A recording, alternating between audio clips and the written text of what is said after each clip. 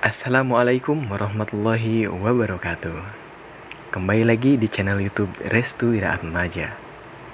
Kali ini saya akan membawakan sebuah podcast atau cerita yang berjudul Selamat dari Tumbal Pesugihan. Sebelum itu jangan lupa subscribe, like, comment, and share teman-teman. Oke, langsung aja ke ceritanya.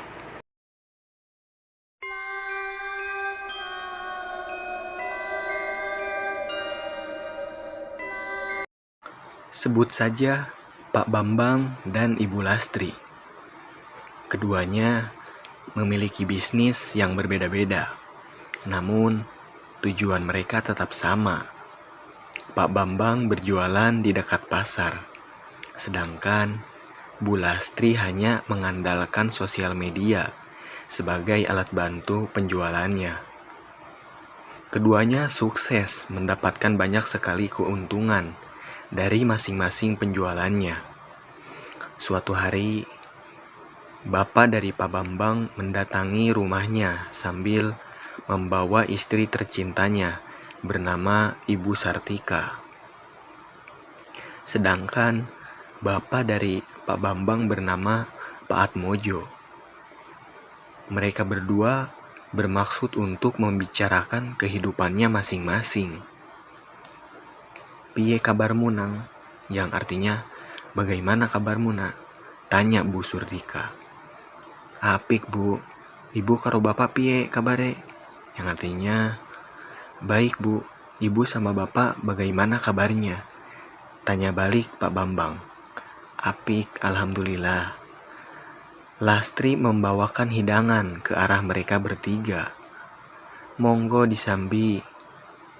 Bu Sartika mengangkat cangkir yang berisi teh itu terlebih dahulu. "Aku datang ke sini karena ada hajat yang ingin disampaikan secepatnya," ucap Bu Sartika. "Hajat opo bu?" tanya Pak Bambang. Bu Sartika menyeruput kopi itu dengan tenang, elegan, dan mempesona, layaknya menyeruput kopi kaum keraton yang begitu mewah. "Kamu tahu, kita sudah berada di trah atau keturunan yang ke-10, dan itu jatuh kepada kamu," ucap Bu Sartika. "Trah ke-10? tanya Lastri. "Trah kami secara turun-temurun sangat taat kepada Nyai Ratu Roro Kidul. Begitu juga dengan ketentuan yang harus dilakukan oleh trah ke-10. Dia harus menjalani tirokot untuk merawat tradisi yang sudah sejak lama dilakukan oleh para leluhur kami," ucap Atmojo. "Merawat tradisi apa pak?" tanya Lastri dengan lembut. Pak Atmojo berdiri ketegak dan menatap dengan kuat langit-langit rumah. "Tradisi kami adalah menumbalkan anak pertama agar anak kedua dan ketiga bisa selamat," jelas Pak Atmojo. "Hah?" teriak Lastri. Lastri didapati sedang hamil. Entah mengapa semenjak mendengar itu perutnya begitu sangat sakit. "Pak, ini hayalan semata kan?" tanya Bambang sambil menghadap ke arah Pak Atmojo. "Koe ra weruh nang, bapak karo ibumu kuwi wis dadi ke abdi maring Nying Ratu." Yang artinya, "Kamu tidak tahu nak, bapak sama ibumu itu sudah dijadikan pelayan oleh Nyi Ratu," jelas Pak Atmojo. Bambang menampakkan wajah sedihnya ke arah ibunya, Bu Sartika. "Bu, iki ngapusi toh?" Yang artinya, "Bu, ini bohong kan?" tanya Bambang. "Mas, opo maksud iki mas? Apa benar yang dikatakan oleh bapak?" tanya Lastri sambil memegangi kedua tangan Bambang. Yang, "Opo, aku ra usah meluk-meluk. Kowe kebangetan mas, iki anakmu mas, iki anakmu." Yang artinya, "Apa? Aku tidak usah ikut-ikutan. Kamu kebangetan mas. Ini anakmu, Mas. Ini anakmu. Tangis Lastri. Pak Atmojo menarik Lastri dan membiarkannya untuk duduk, lalu meminum teh yang telah dihidangkan oleh dirinya. Minum dulu, Nduk.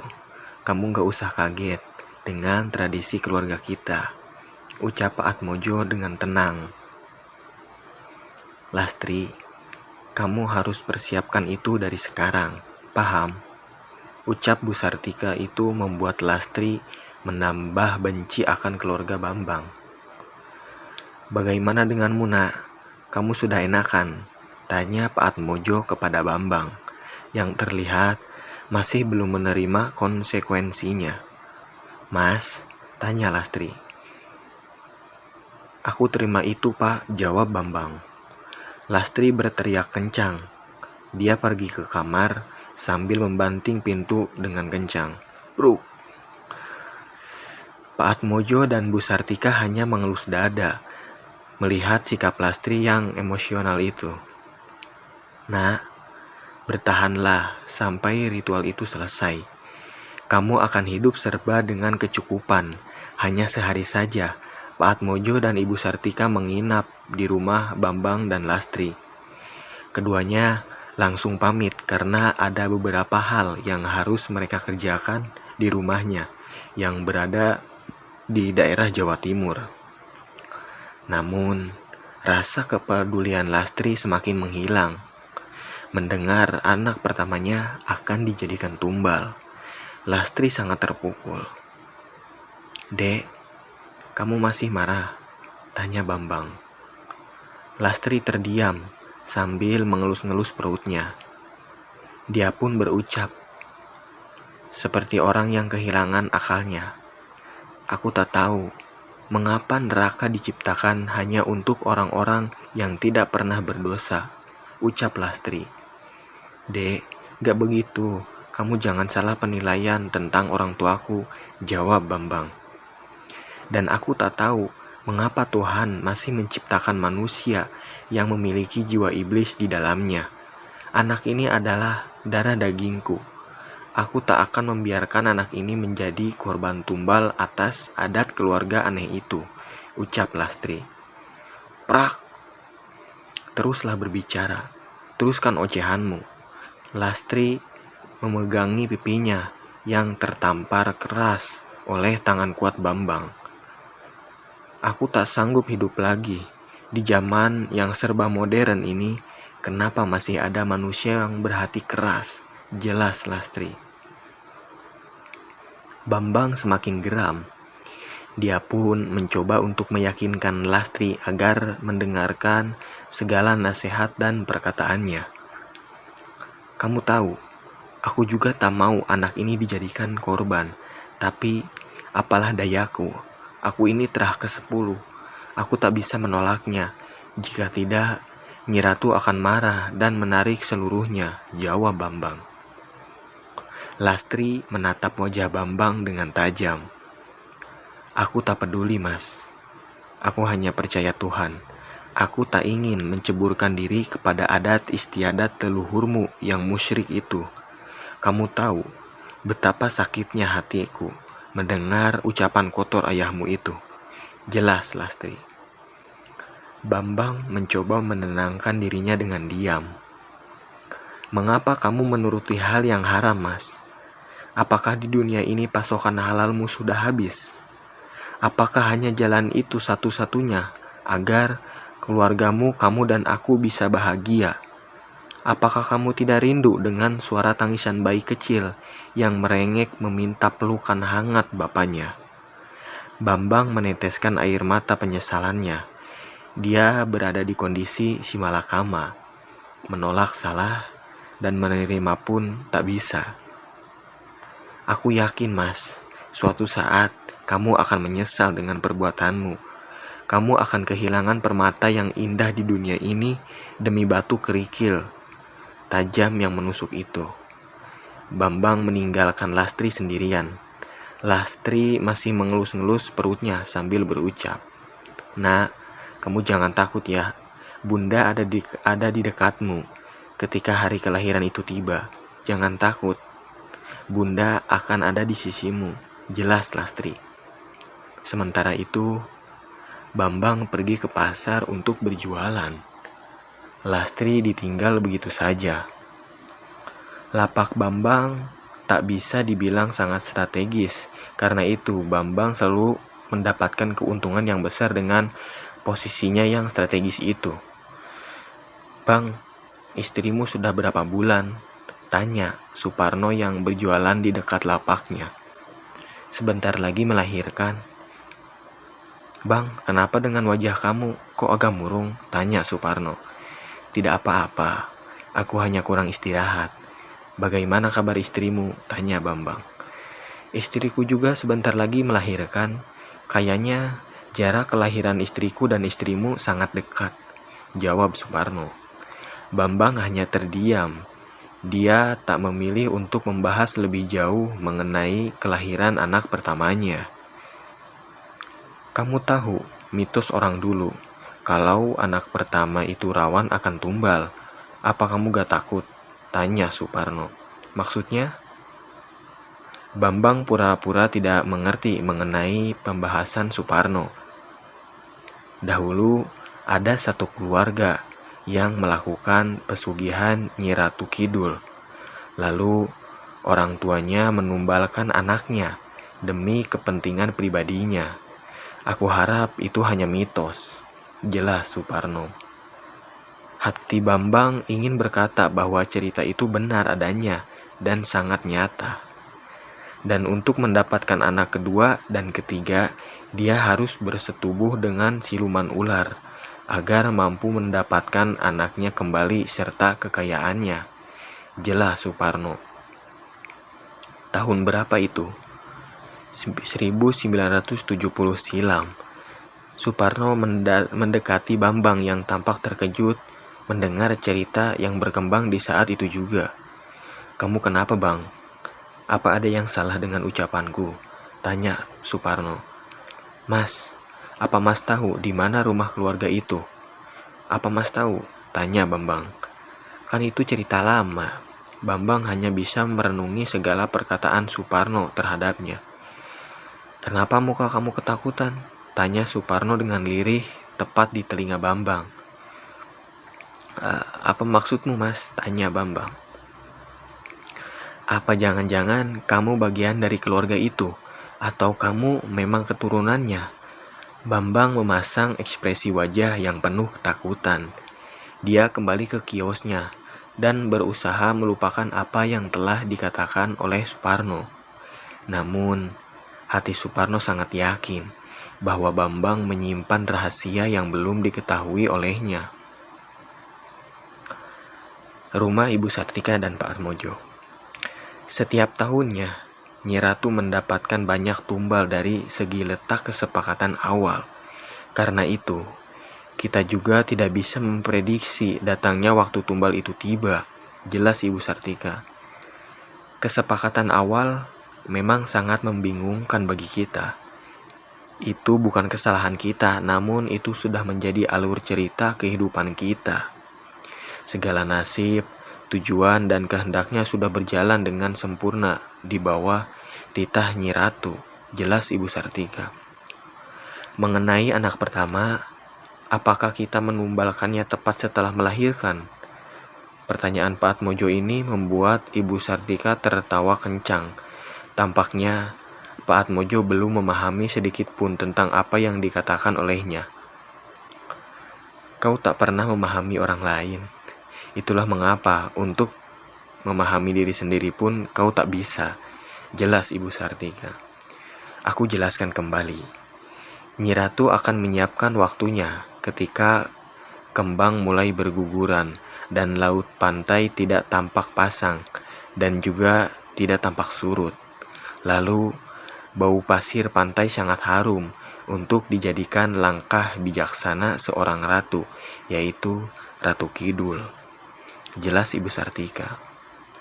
Jadi kesimpulannya hanya satu. Tepat di waktu itu, kekayaan kita akan menambah. Semua yang terikat dengan kita akan menjadi tarikan tumbal bagi kita sendiri.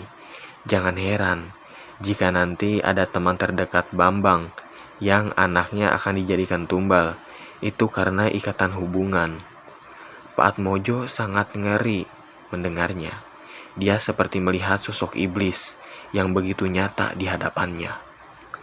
Persiapkanlah untuk besok, karena kemungkinan kembang-kembangan akan bermekaran dan bau pasir pantai sudah tercium jelas. Jelas, Ibu Sartika. Aku akan siapkan. Siang hari di pasar, Suparno sudah siap menutup warung, namun tidak untuk Bambang. Dia masih sibuk dengan kondisinya yang belum siap untuk pulang. "Mas, balik pora?" Yang artinya, "Mas, pulang gak?" tanya Suparno. "Kamu duluan aja, aku masih ngitung dulu." Suparno tampak curiga dengan keadaan Bambang yang sekarang, seperti merasa tertekan dengan sesuatu. "Oh, ya sudah, aku pulang. Jangan lupa, istri kamu nungguin di rumah," ucap Suparno. Bambang memasang wajah cuek dan tidak peduli. Dia hanya mementingkan uang, uang, dan uang. "Halah, pengeluaran kok lebih banyak ya, sama sekali gak ada bedanya," keluh Bambang. Dia pun bersiap-siap untuk menutup kiosnya dan kembali ke rumah Suparno. Suparno terkenal dengan pria yang sangat mencintai istrinya. Apapun itu, dia juga sangat menantikan kelahiran anaknya. "Assalamualaikum." "Waalaikumsalam." "Sudah makan, Dek?" tanya Suparno. "Sampun, Mas," yang artinya sudah, Mas, jawab Yeni. Suparno menciumi perut Yeni yang di dalamnya terdapat buah hati yang selalu dinanti-nantikan kehadirannya. "Nak, sebentar lagi kamu keluar. Aku gak mau maksain kamu jadi pemain bola atau polisi. Aku mau kamu nurut sama orang tua dan pilihlah kehidupanmu." Senyum Suparno. Yeni tersenyum sekaligus terharu mendengarnya. Mas gak mau makan dulu?" tanya Yeni. "Mas masih kangen sama anak kita yang ada di dalam sana. Dia lagi ngapain ya?" tanya Suparno. "Mas ini, ayo makan, aku suapin mau gak?" tanya Yeni. "Kamu mau suapin aku?" Betapa girangnya Suparno mendapati istri seperti Yeni yang cantik, baik, dan baik hati dan penurut, serta mengerti akan keadaan suaminya. "Iya Mas, aku suapin kok." "Asik, sudah lama Dek kita gak main suap-suapan. Terakhir kali pas masa pacaran dulu." Senyum Suparno. Yeni tertawa mendengar nostalgia masa pacarannya dulu. Keduanya dipertemukan di suatu tempat yang sangat indah dan berkesan terhadap keduanya. Rumah Lastri. Lastri, kok pintu depan kebuka gitu aja? Kalau ada maling yang masuk gimana?" teriak Bambang. Lastri keluar dari kamar dengan menggunakan mukena. Tampak perut buncitnya yang sudah membesar. Dia langsung menutup pintu dan kembali lagi ke kamar. Bambang yang melihat tingkah aneh istrinya itu langsung naik darah dan menggedor-gedor pintu kamar Lastri. "Buka pintunya, buka sekarang," teriak Bambang. Lastri membuka pintu kamarnya dan menatap cuek amarah Bambang. "Kamu kenapa? Ada suamimu baru datang, bukannya disiapkan kopi atau makanan, ini malah fokus ngaji. Pintu depan dibuka lebar, gimana kalau ia ada maling? Kamu mau tanggung jawab?" teriak Bambang. "Udah Mas, kamu tuh datang-datang berisik. Kamu mau apa sekarang?" tanya Lastri. Bambang mendekatkan wajah ke wajah Lastri sambil berucap, "Kamu mau anakmu dijadikan tumbal? Jika tidak mau, turuti kemauanku," ucap Bambang. Ekspresi wajah Lastri berubah menjadi sangat ketakutan. Dia terus memegangi perutnya. "Buatkan aku kopi sekarang," pinta Bambang. Lastri pun membuatkan kopi untuk Bambang. Di sela-sela Bambang sedang merenung, dia teringat akan perkataan kedua orang tuanya. Pikirannya terbenam sesaat ketika Lastri hadir sambil menyuguhkan kopi. "Sebentar, aku ingin bicara denganmu," ucap Bambang. Lastri duduk di hadapan Bambang.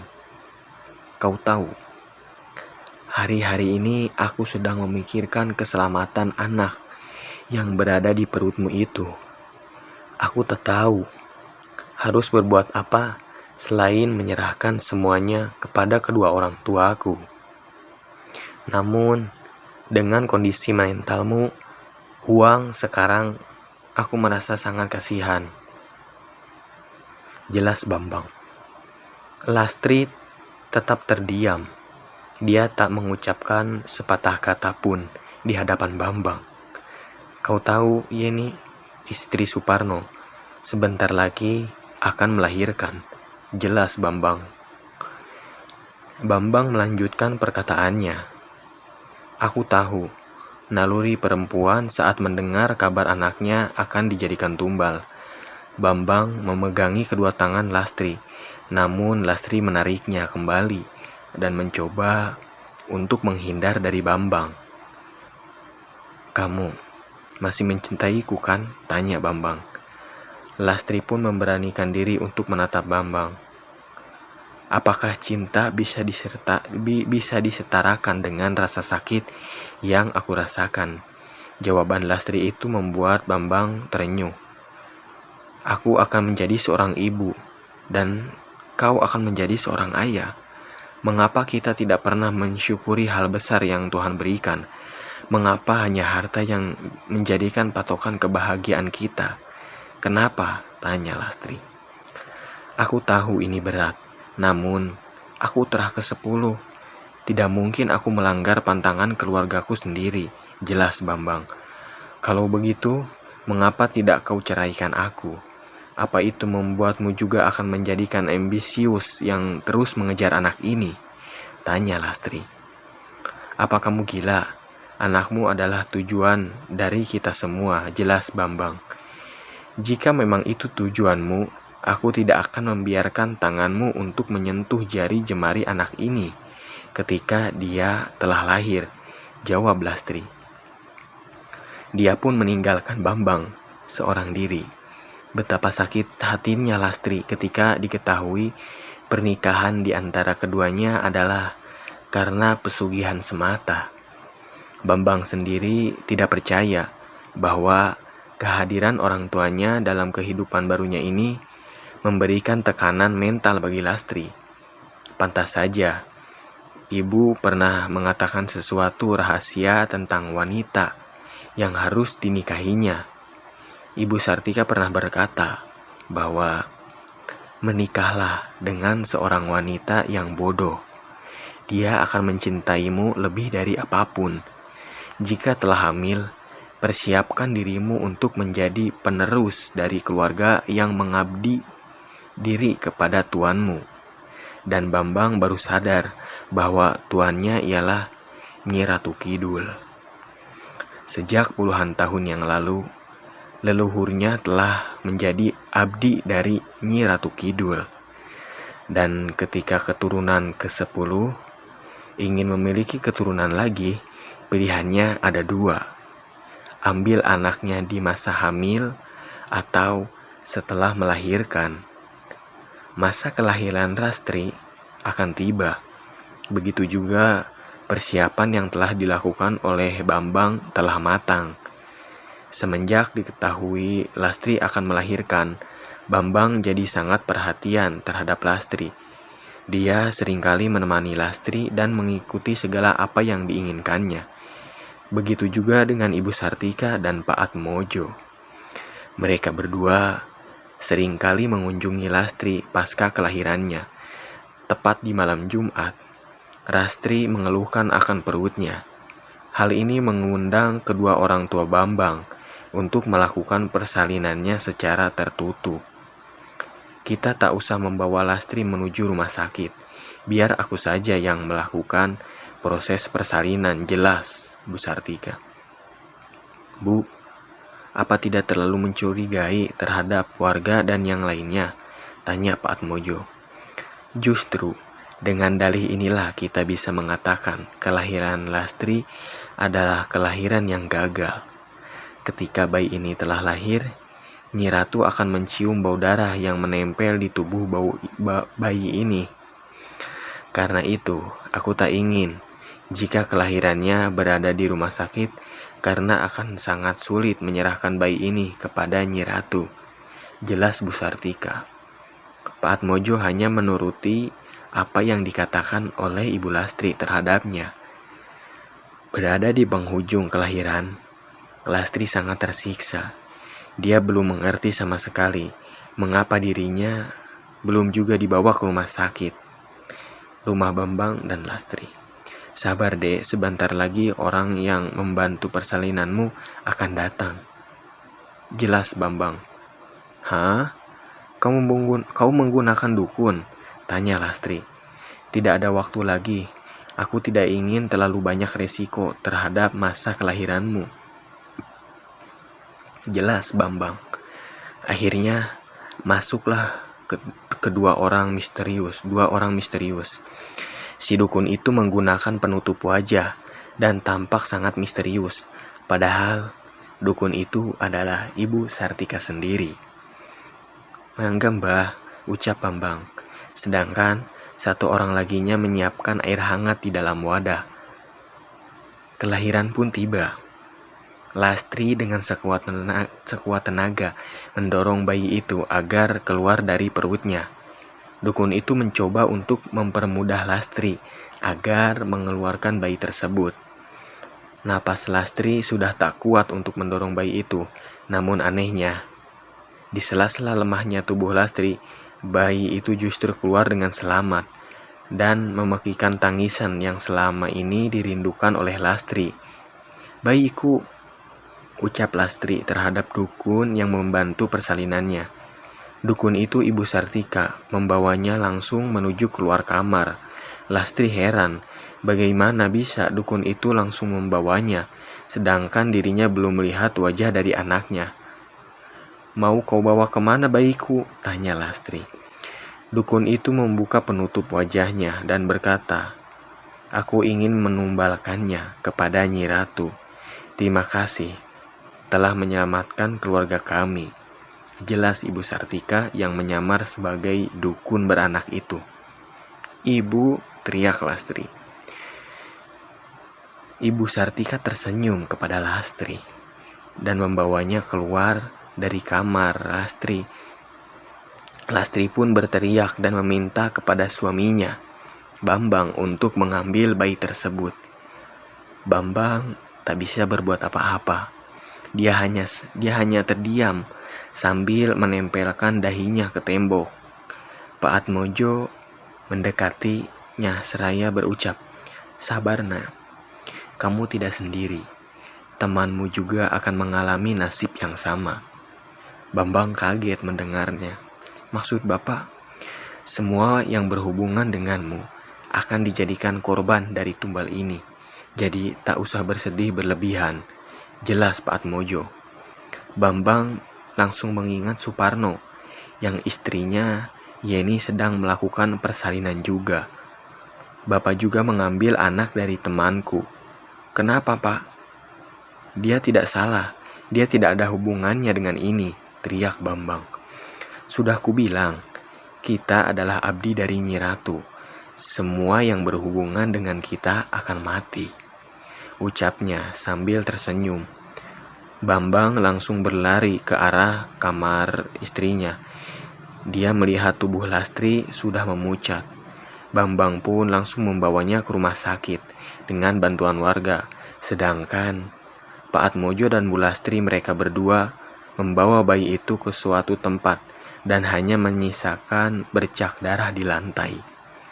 Rumah sakit, tempat persalinan Yeni. Isak tangis memenuhi kamar tempat Yeni melakukan persalinan. Bayi itu dinyatakan tewas. Sebelumnya bayi itu tampak sehat.